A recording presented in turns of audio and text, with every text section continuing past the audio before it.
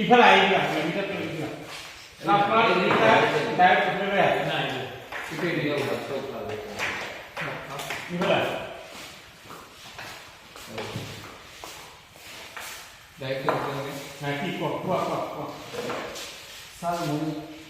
কেন করে বুঝেন যে কোনটা প্রাইমারি কোনটা সেকেন্ড ইয়ার সেকেন্ডারি প্রাইমারি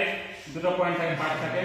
প্রথম তো প্রাইমারি প্রথম গুলো না প্রাইমারি আর সেকেন্ডারি প্রথম কোনটা সেকেন্ডারি ছিল না তো এটা আগত ট্রান্সফর্মার টু